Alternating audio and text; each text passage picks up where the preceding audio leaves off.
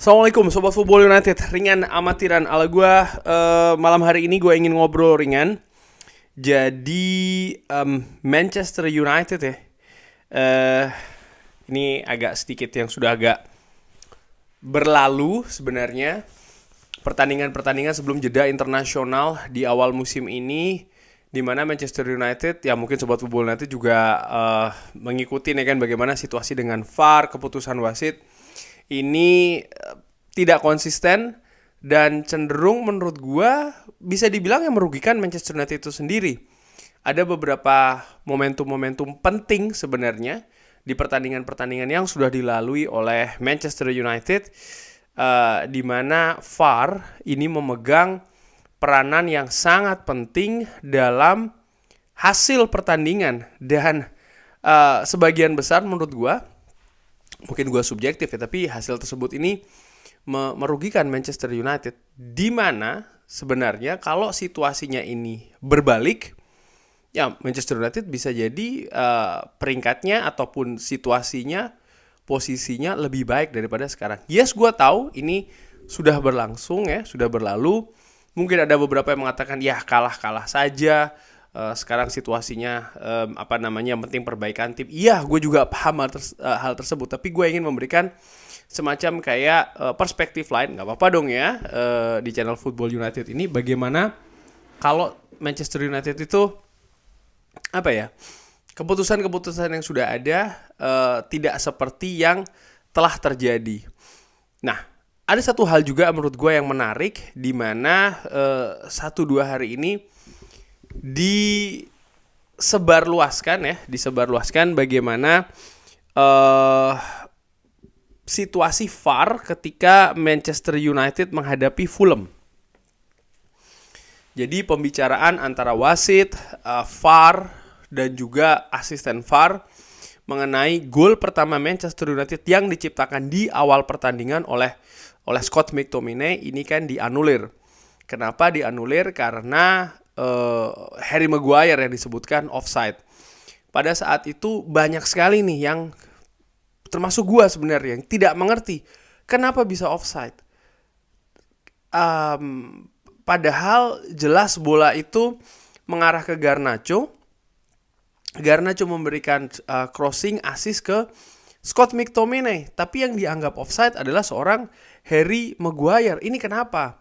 Nah, ternyata di video yang sudah dirilis ya, di situ disebutkan secara jelas kalau subjective decision atau keputusan subjektifnya ini mengatakan kalau itu adalah subjektif offside atau situasi offside yang subjektif. Dan menurut gue ini istilah baru gitu ya. Gue belum pernah dengar sebelumnya ada yang sebut dengan subjektif offside. Dan baru kali ini ada. Dan kalau yang gue tangkap, kalau gue salah tolong dikoreksi ya di kolom komentar. Gue tangkap adalah bagaimana sekitar 3-4 menit ya mereka itu berunding bahkan, dimana akhirnya mereka memutuskan kalau Harry Maguire ini terlibat di proses aliran bola, sehingga dia dianggap ada peran di situ di dalam aliran bola, di dalam skenario tersebut, sehingga dia dikenai hukuman offside karena memang posisinya offside. Tapi penentuan tersebut itu berdasarkan asumsi subjektif kalau menurut gue. Memang ada pergerakan dari Harry Maguire, tapi itu tidak bisa dijadikan pegangan kalau dia terlibat atau ingin terlibat di situasi dari proses gol Scott McTominay. Lalu hal lainnya adalah menurut gua ini terlampau jauh bagaimana VAR berusaha untuk mengintervensi situasi di atas lapangan. Karena menurut gua secara ringan amatiran ya, VAR, video assistant referee, ini seharusnya lebih banyak memberikan bantuan ataupun asistensi kepada wasit di situasi-situasi yang memang murni technical. Jelas, jadi tidak ada abu-abu. Sementara subjektif offside, ada garis bawah adalah subjektif. Ini adalah dugaan, ini adalah asumsi. Dan menurut gue ini bukan lagi hal teknis ini sudah melebar gitu ya. Jadi menurut gua ya ini hal yang berlebihan menurut gua di keputusan gol atau di tidak sahkannya gol dari Scott McTominay ketika menghadapi Fulham. Dan ini kan sudah bukan pertama kali sepanjang musim ini, di awal musim bahkan ya, Manchester United ini mendapatkan situasi-situasi yang tidak konsisten ya, ada inkonsistensi di keputusan-keputusan VAR. Bahkan anehnya ada beberapa situasi yang betul-betul berhadapan dengan keputusan yang dilakukan untuk Manchester United di tim lain, di mana di tim lain hukumannya berbeda. Selain menghadapi Fulham, di mana menurut gue menghadapi Fulham itu sangat krusial. Manchester United baru saja kalah, dan ketika menghadapi Fulham, Manchester United menurut gue butuh hasil yang positif ya.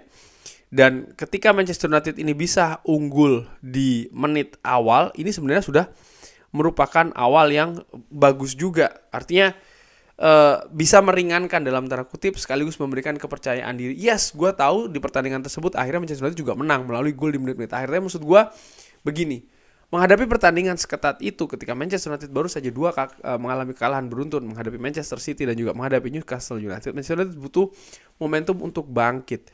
Dan kalau Manchester United bisa mendapatkan gol di menit awal, ini punya potensi untuk merubah jalannya pertandingan. Walaupun ketika itu disahkan golnya, katakanlah ya, kita belum tahu juga, bisa saja Fulham mencetak 2 gol beruntun lalu mereka yang menang, itu bisa saja terjadi. Tapi gua sih berasumsi dan memperkirakan kalau Manchester United bisa unggul di pertandingan tersebut, unggul duluan, situasinya akan lebih nyaman.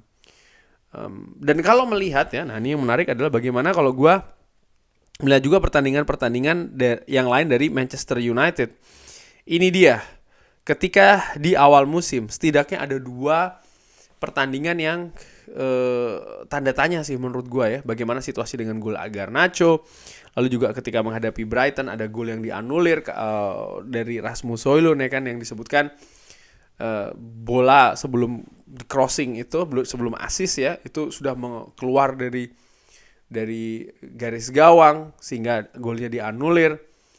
Kalau seandainya pada saat itu gol tidak dianulir, situasinya menurut gue ada potensi untuk berubah gitu ya. Karena bagaimana Manchester United setelah gol itu dianulir ada penurunan yang juga cukup drastis di pertandingan tersebut. Bahkan akhirnya ketinggalan lebih jauh ya kan.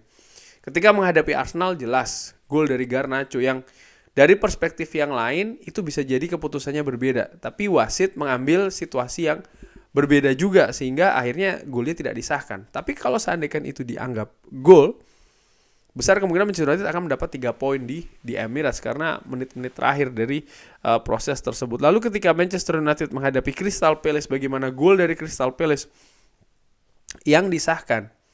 Tapi jelas di depan Andre Onana ada pemain Crystal Palace juga yang menghalangi ya kan, artinya bisa disebut terlibat di proses gol yang terjadi itu, yang itu harusnya offside gitu loh. Dan kalau mengaca bagaimana keputusan dengan gol Harry Maguire ataupun juga situasi lainnya yang hampir sama ya, di mana banyak juga keputusannya itu adalah offside. Dan menurut gua ya ini jelas bisa memberi bisa memberikan hasil yang berbeda. Pada saat itu Manchester United kalah kan 0-1 ketika menghadapi Crystal Palace. Partai lain adalah ketika Derby of Manchester. Bagaimana situasi dari gol penalti pertama dari Manchester City yang akhirnya merubah banyak situasi di atas lapangan. Ini kan juga memang Manchester City tampil bagus, tapi jangan lupa sebelum gol itu tercipta, sebelum gol penalti itu tercipta, yang menurut gue tercipta juga dengan kontroversial ya, karena ada ya VAR lagi-lagi ya kan, memberikan intervensi di situ. Maksud gue bisa saja ujungnya berbeda gitu. Dan ya kalau melihat bagaimana atau di mana Manchester United saat ini berada, Manchester United berada di peringkat ke-6 dengan nilai 21. Katakanlah Manchester United bisa mendapatkan 1 kemenangan dari pertandingan-pertandingan yang gue tadi sebutkan ya. Artinya ada Ya satu kemenangan yang memang jadinya tidak diraih gitu ya. Dan dengan satu kemenangan dan katakanlah 2 seri, maka Manchester United akan mendapatkan tambahan 5 poin.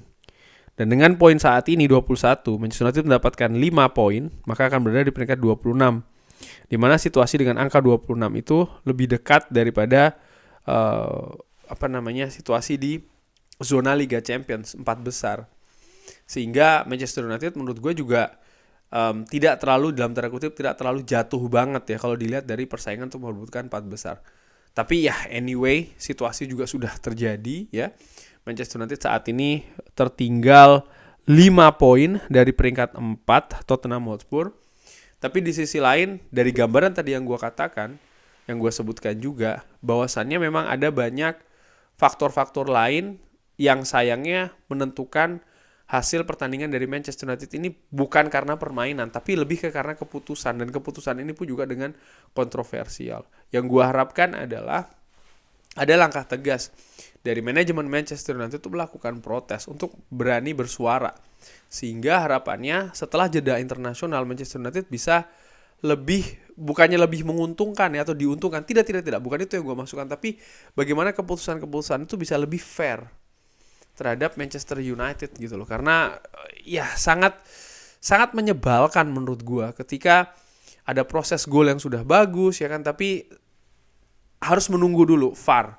Bahkan di pertandingan terakhir ketika menghadapi Luton, sebiji gol yang diciptakan menurut gue harusnya tidak ada masalah sama sekali, tapi itu juga pakai acara di review dulu. Yang menurut gue ya come on, masa setiap langkah, setiap aksi dari Manchester United terlalu banyak menurut gue yang di review lagi oleh VAR. Yang menurut gue ya wasit juga harus bisa lebih tegas. Kalau memang dia sudah firm dengan beberapa keputusan yang dilakukan, ya biarkan seperti itu. Tapi kalau ketika dia merasa memang butuh berkonsultasi, ya mungkin dia bisa berkonsultasi dengan VAR dengan hal-hal yang menurut gue lebih teknis. Jangan hal yang seperti subjektif offside yang gue belum pernah tahu. Menurut gue offside itu ya 2 offside, iya offside atau tidak offside, udah begitu saja, tidak ada subjektif offside. Menurut gue itu terlalu berlebihan. Sorry. Kurang lebih demikian. Tapi bagaimana menurut Sobat Football United, tanggapannya bisa drop di kolom komen. Terima kasih sudah menyaksikan. Jangan lupa like, subscribe. Wassalamualaikum warahmatullahi wabarakatuh.